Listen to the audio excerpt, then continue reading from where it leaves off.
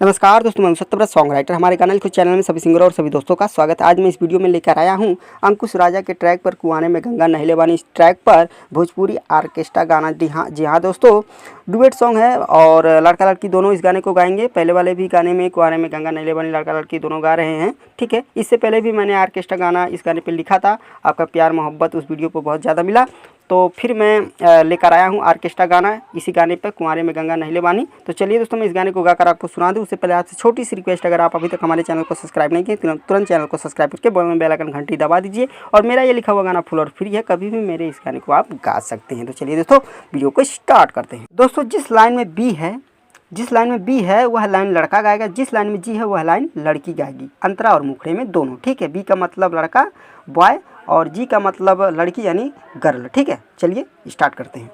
लइकावन के गोरी तू आइसक्रीम भइल बाड़ू, आइसक्रीम भइल बाड़ू, आइसक्रीम भइल बाड़ू। लइकावन के गोरी तू आइसक्रीम भइल बाड़ू, जवानन के गोरी तू सारा भइल बाड़ू। तुहरा से मजा हम सरेआम लेब, तुहरा से मजा हम सरेआम लेब। पहले 2000 के नोट हम तुहरा से लेब, पहले 2000 के नोट हम तुहरा से लेब। तबे आपन जवानी छुए तुहरा के देब, तबे आपन जवानी यूज करे के देब। हमरा जैसन आइटम बम खोजले लड़की न पैबा हो, एक बार स्वाद हमरे जवानिया के चिखबत हमेशा हमरे पसैबा हो। उतर देखले में तुहरा के लागत बा, अंदर के उत्तेजना हमर भड़कत बा। तुहर गलिया एकदम दोनों बाड़े हो से, तुहर गलिया दोनों एकदम बाड़े हो से। पहले 2000 के नोट हम तुहरा से लेब, पहले 2000 के नोट हम तुहरा से लेब।